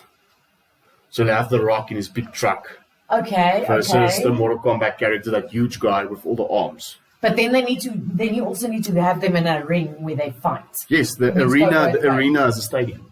Okay, I can see that. And then we've got, because there was this ridiculous news that there's a possibility of a crossover between Fast and Furious and Jurassic Park. I know, right? What was the other one? So that's another one. And then we'll do something where you take the different action characters, So like Assassins possibly v would Assassins. probably be Statham, John Wick, and Liam Neeson. yeah. But do you see Liam Neeson and and Jason Statham? But like John Wick, you don't say. Keanu Reeves. No, you say John Wick because that You is know the character. Exactly. Yes. Exactly. Yes, no, absolutely. I'm trying to think who else would be in that. Oh, who was the John Half Wick Past was Dead? fucked up. And what's that? He's old now, but The Equalizer. yeah. But once again, he and John Wick are on the same. Yes. So John Wick versus for me. what's his name? Denzel Denzel Washington's Washington, The yes. Equalizer. That would be insane. Yes, because they would be, for me, they're in the same league. You'd have to research those characters so well in order to be able to match them But up that's not properly. what I was talking about. Half Past Dead, man, the one with who played Rocky Balboa. Sylvester Stallone. Yes. But you won't put him. Like, for example, you'll take a Rambo and put him against Terminator. Yes. Arnold Schwarzenegger. Yes, fair. How's that? Yeah, because both of their hips are very sensitive and brittle at this stage. That's a great idea. I should actually write those down. Yes. I'm going to do that. Maybe I'll do that as part of the bonus content. So I've already got Spiel the Review. Yeah. And then maybe we'll do, I'll call it Pop Bowl. But it doesn't roll off the tongue. I'll figure out something out. Right? Yes. What do you think? I love it. Okay. Next movie called Cellular. Cellular. okay? That is not the Semantics. It's not. Semantics. Sailor and cellular. It's tomato, potato, potato. It is not. It The is one is on water, absolutely. the other one you talk over. No. What's on water? Sailor. Boat. I said cellular. Oh, I heard sailor. I'm sure that I'm going to replay this now. You say sailor there. Sailor. No, cellular. Cellular, doesn't matter. There's double L on the U. Lu. Anyway, number 15. Wait, first it's number 16, sorry. The Transporter, the first one. Great movie. Enjoyed it. Agreed. 54%. Next up is Cellular. Was actually a good movie. It wasn't a bad movie. Yeah, I loved it. Also Chris Evans. Yeah, it was a good movie. Good movie. Good. One of those movies that was surprisingly suspenseful. Actually, after they did this, they did the movie with Colin, I want to say Farrell, in the booth, in the phone booth.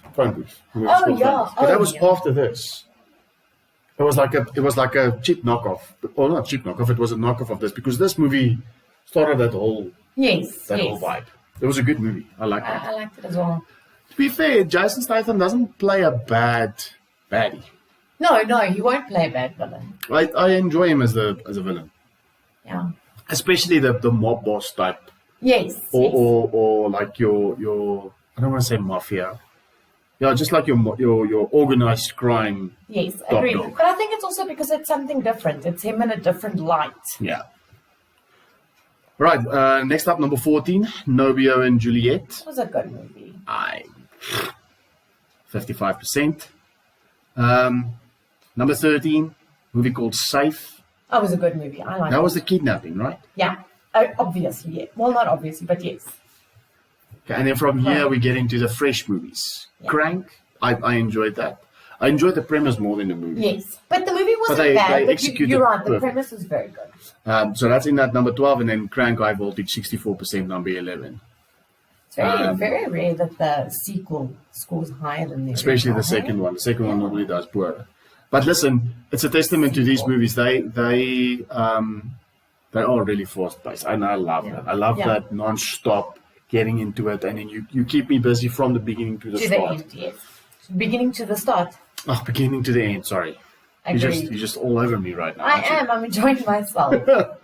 Number 10, top 10. Fate of the Furious. Never watched Fast it. 8, 67%. He's one of the villains. It's as good as the best As the Fast and Furious. 8th Fast and the Furious. Like, can they just stop now? No, what did you say the other day? They're going to go to space. Yeah. They're going to go to space. Yeah. Or they're going to fight Mortal they're gonna go to Kombat space. characters. Nobody knows. Probably. Number 9, Fast and Furious, Hobbs and Shaw. Earlier we spoke about giving everything away in the trailer. That's what they did with this movie. They did. In its defense, I probably shouldn't have watched as many trailers as I did. But still, they gave all the biggest beats away in the trailer. I still enjoyed the movie. Yeah. But it could have been so much more had they not given me as much as they did in the trailer. And they should have shown us only the part with Idris Elba, because in Idris Elba's case, he's like superhero now. With the suit thing that makes him stronger. Yes. Just give me the suit. Yeah. Or just show me that in the trailer. Yes. And then let me wonder about what the mystery. fuck is this. Then I get into the movie, then you can explain it to me. Don't show all of it. And they give away the big action scene at the end with the whole Maori haka. No, it broke me.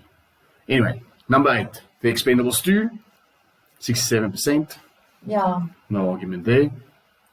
Fast and Furious 6, not really in it. He's the brother of the baddie. Yeah, it's not. But it's kind of the intro for his future. Yeah, he's not even on the starring list. So yeah. Anyway, number 6, 73% Snatch. Love this movie. So did I. Love this movie. Love the accents in that movie too. Yes. Number 5, The Italian Job. Similar, just a standardized movie. Yes, but it Not was bad. also intro into. Again, when you do And a it was heist big movie, actors, I hey? want That movie Charlize had- Theron, Mark Wahlberg, but give me suspense. But it Like was make me feel like they're gonna catch them. okay, but fair in the first one, but in the second and the third one, where you've got Julia Roberts coming in and Catherine Zeta-Jones and all of that. But the Italian Job. Is it the? It is the Italian. No, I'm you're thinking thinking of about Oceans. Oh yeah, Yes. never mind. Same. Although Oceans probably did it a little bit better in terms of the getting caught part. Yeah. But in this, you just never felt like they weren't going to get caught. No, You understand? And that for me is like that takes away the highest point. Number 4, Lock, Stock, and Two Smoking Barrels. Again, awesome. Yes. Loved it. Number 3, The Bank Job, 80%. I can't remember ever watching this, 2008. The name sounds familiar and the poster, but I need to see if I watched it. I think I did watch it. I think this is not long after, what's that, The Inside Man. But again, another heist movie, so pretty stock standard. Furious 7, 82%. That's the one where Paul Walker had passed away, and they do the homage at the end. So it was a good story. It was beautifully done. Yeah. And then I do not agree with this at fucking all. I think it's a completely lie. Spy, 97%. 95, sorry. How? That was 1. not even a movie. It's not even close. Not even close. God, I don't know. Like, this is one of those where you go, you got that fucking wrong. Yeah, do you think it's just because the movie. movie rated really well? Because I honestly, this is one of those dumb humor movies. No, he was good in it. He played a good. I'm not saying his role was bad. I'm just saying the movie in general. Oddly enough, though, this is one of the only movies that I can think of where he's a spy. Yeah. Oh, yeah, you're right. And he plays such a good spy. Yeah. Well, I mean, it was an entertaining movie, but I wouldn't rate it not as 95%. one. Yeah, no. Anyway, there you have it. So Jason Statham is an average actor that's had a couple of big roles. Yes. He hasn't really had. I mean, apart from maybe the Fast and Furious character, he's not. I mean, it's amazing that he's as famous as he is. Yeah, but he's jumped on the. They need to put him in. Look, he's English, so they need to put him in something big like the either the Lord of the Rings series or the Game of Thrones spin-off. Why? I think he'll be a good. No, you're like right a Lord against his Bolton. whole brand. No, but he's been typecast all his life. Yeah, so let's keep him there. He's doing well. Give him something else. Or, yeah, I think he'll be a great spy character, but James Bond, it's too fancy for him. Yeah, no, that's not going to work. So I'm trying to think what. And there's not many superheroes open and available. Oh yeah, but he that would can definitely take be able to pull off like a Punisher or something like that. Yes. Hey? Yes, he could do that. That's right up his alley. Yeah. Revenge. Yeah. He doesn't have a deep voice, because I would have given that. I would have put him as the Thing if he did. Yeah. From Fantastic Four, the Rock character, because then he's just his voice. He doesn't, but he's not got the right voice to do that. I don't know. Maybe he still ends up being some sort of. Where he'll fit in. Where? Guardians of the Galaxy. Yes. Find a freaky character for him. Yeah, a very sarcastic, very jaded. Yes, witty. Yeah.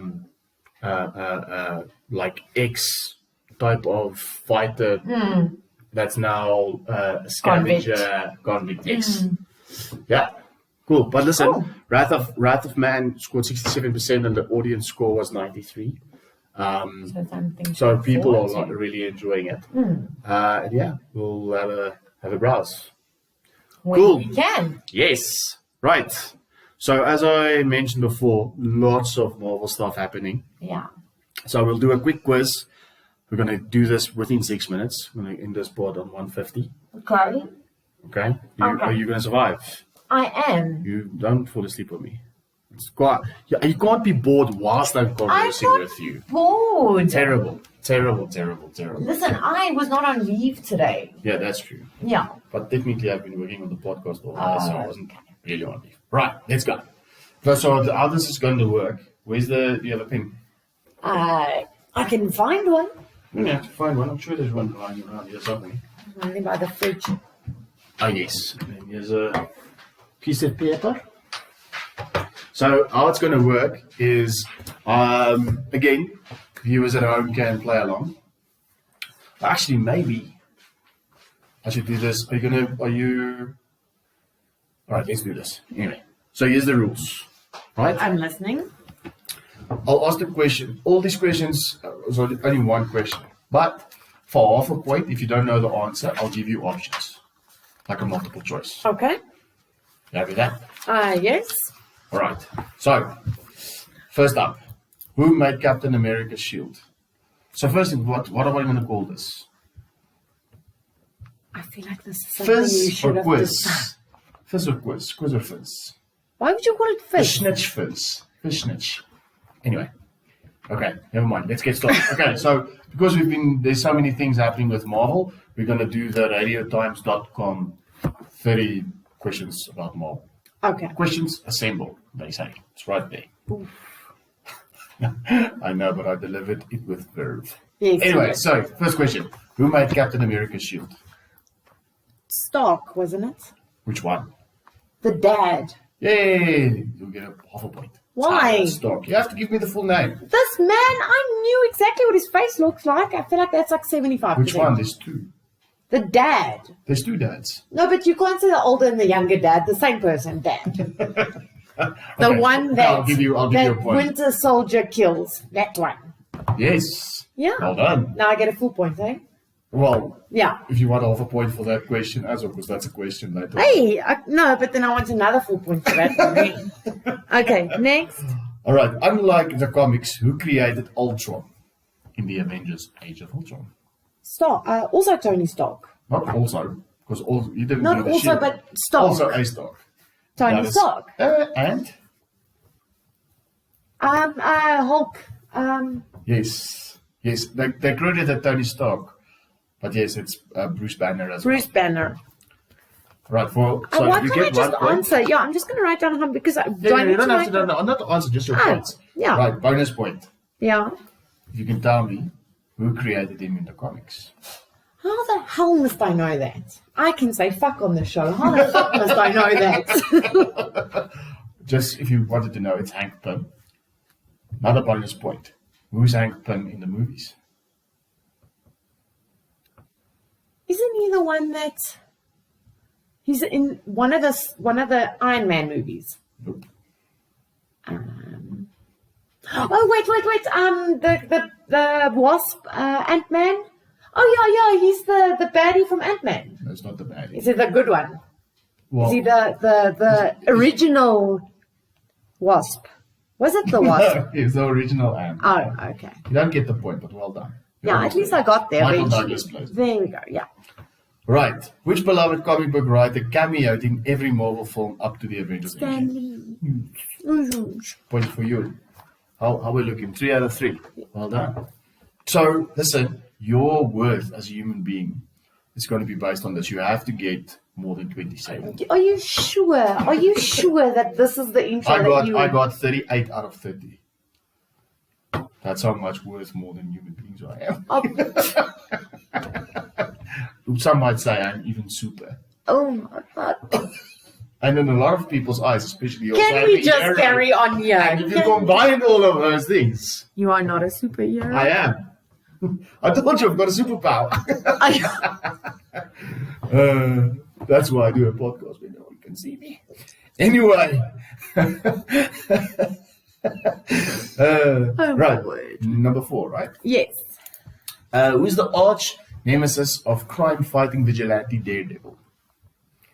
That's a tough one. Yeah, I don't know. I'll give you a clue. He's big and bold. It's the Kingpin. Yeah. If you see the character, you'll know. Anyway, what is Captain America's shield made out The of? Brainium. Is it not vibranium? You are correct. Are you surprised that I know that? No, for a moment I got stuck between vibranium and adamantium. Oh. So, I mean, you got 4 out of 5. which infamous aquatic bird has made cameo appearances in Guardians of the Galaxy Volume 1 and Volume 2? Aquatic bird. Yes, it's the thing it's a duck. I don't know what the thing's name is. Howard the Duck. Yeah. Sorry. No points. It's getting really close to that 27, Ooh, let's see. What is Black Widow's real name? It's not Scarlett Johansson. It's a very Russian name. It's not Nadia, hey? Very close. Natalie? Closer. Natalia? Natalia, yes. Closer even. So Nata is right. Natalie? No, I don't know. I'm not going to get this. Who are we kidding? Natasha Romanoff. Oh, Romanoff I would have gotten eventually. Yes. Okay. On what planet was the Soul Stone hidden in Infinity War? It's that weird name. Yeah, that's one. Okay, I'll tell you what. I'll give Gamora. you options. Remember, you've got multiple choice option if you don't Please know. give me multiple choices. So you've got Nidavellir, Yeah, Asgard, yeah. Jotunheim, Vormir. Vormir. Point for you.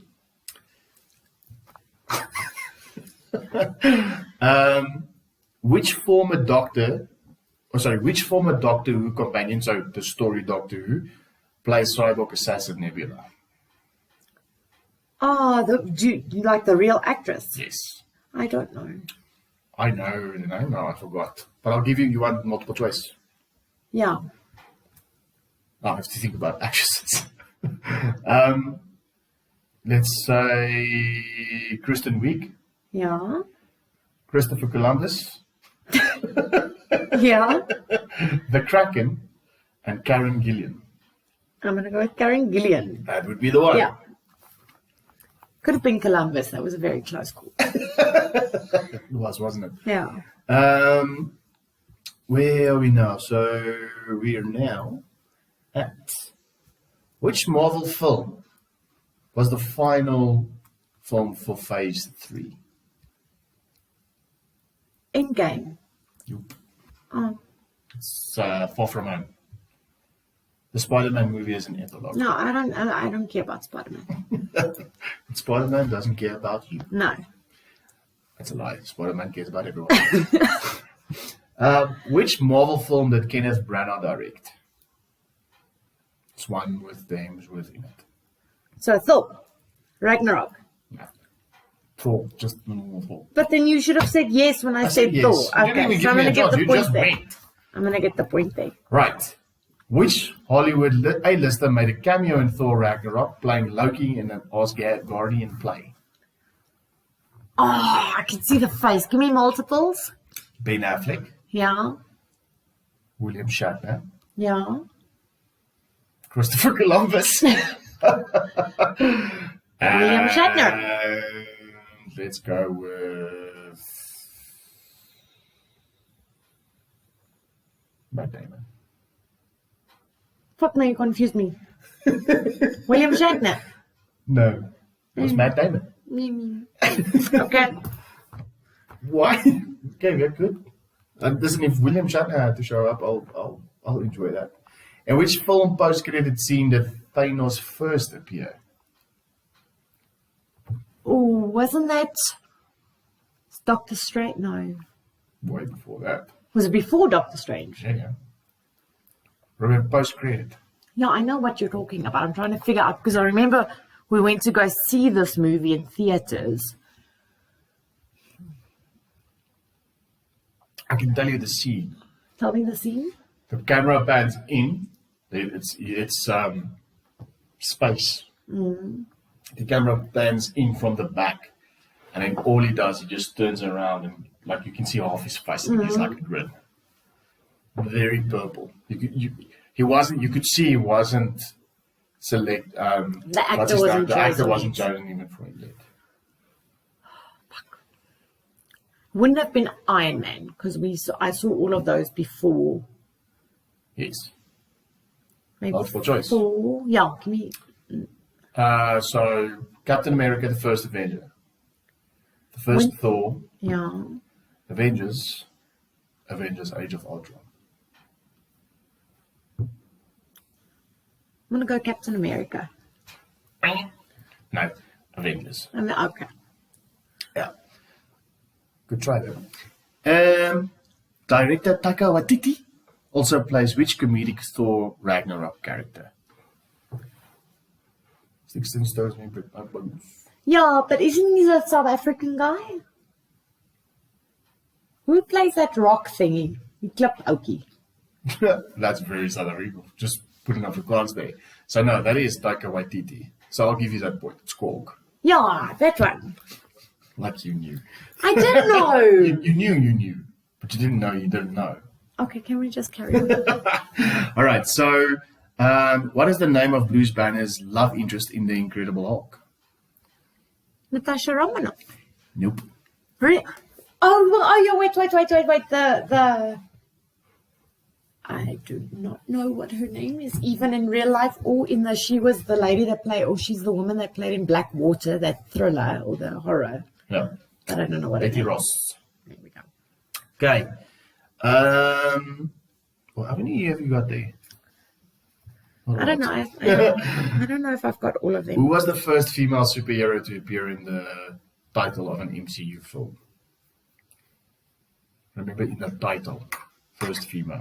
So Captain, no, it's not Captain Marvel. In the title. As in the name of the movie. Yes.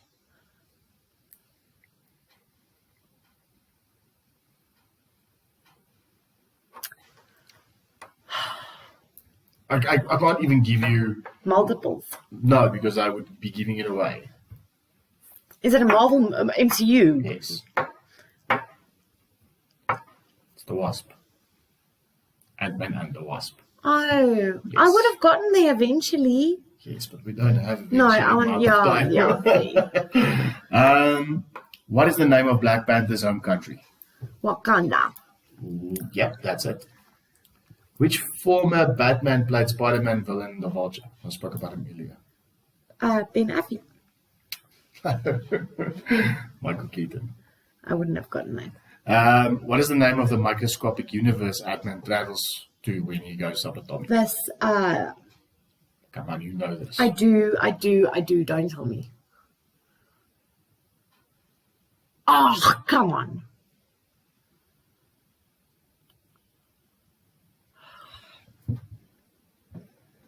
Go on, I'll tell you now. Okay. Who was Tony Stark's favorite band whose songs feature in the Iron Man movies? It's a little bit of a tricky question because the first movie has more of another band than the eventual band that they're talking about. Thunderstruck, come on. Oh, AC/DC. Yes. That's a point. What species is Loki revealed to be? The ice giants. Yes, well done. What country does Wanda Maximoff come from? It's the Accords. Yeah, the Sirius. Is it with an S, eh? Yep. Not Syria. Man, she and her booty are from there. Yep. Sokovia. Oh, I would have gotten that. The Sokovia Accord. Yes. I'm going to give myself that point because you're a poople. Pupil in English is an arsehole, just for our American listeners. Anus. Anus! Bless you. Before becoming Vision, what is the name of Iron Man's AI butler? Oh, I've got this. Jarvis. That is it. Yeah, what? Just a really Jarvis. Just a really very intelligent system. Yeah. 30 points then for me. Thank you. What is the only Marvel film not to have a post-credit scene? Think about it. You know this. Like we sat there and all we heard was a couple of hammers at the end. Hammers at the end. Yes, because there was no post-credit scene. The last Avengers. Yes, Endgame. Correct. What Top Gun character is Captain Marvel's cat named after? Another animal. Goose. Yes. Yeah. Correct. Who was the first actor to play James Rhodes? You won't know that. Nope. Because not even I do. Terrence Howard. You can get that point. And you'll take it. Yeah. Who was the first actor to play... Oh, sorry, no. What is the name of the organization revealed to have taken over S.H.I.E.L.D. and Captain America, the Winter Soldier? Hydra. That's it. Who killed Tony Stark's parents? Winter Soldier. Bonus point. What's his comic book name? Bucky. Bucky. I did say name, not full name. Yeah. That counts. Even if you said full name, I would have taken Bucky. Agent Phil Coulson went on to become the main character on which spin-off? S.H.I.E.L.D. Oh, sorry, what? S.H.I.E.L.D. Agents of S.H.I.E.L.D. That's it. How many Infinity Stones are there? 6. That is correct. Have you gotten the microscopic universe yet? The quantum realm. Yes. Hey! How many you got? 25. That doesn't seem right. No. 5, 10, 15, 16, 17, 18, 19, 20, 21, 22. That is not bad. No, it's not. No. No. That is way better than Under I thought I average. was going to do. Hey, shut up, you man. I got so many things that I never thought I knew. Yeah, well done. When did I become this person? I don't know. I know, Around 2015, yeah. Anyway, that's it. That is a wrap. Well done. Thank You you. got through it. I did. Really well. Thank you. You're an excellent co-host. And you'll be the standing co-host. You're going to do Cruella anyway. Yes. What maybe we'll do content you enjoy to do with us. And we'll leave the rest to Jared. Yes. Follow us on YouTube. Like and subscribe. If you have any questions or you have any comments, please mail us on nerdybeardman@gmail.com. That's nerdybeardman@gmail.com. And follow us on Patreon. Just search. Don't be lazy. Nerdybeardman. Not that difficult. Don't let him tell you what to do. You don't have to One search word. if you don't have Nerdybeardman's one word. And yes, I'm still waiting for comments on the YouTube form. Like I don't know whether or not we're doing well or bad. But if you have any comments, leave it on YouTube. Okay. Goodbye, guys. Bye-bye.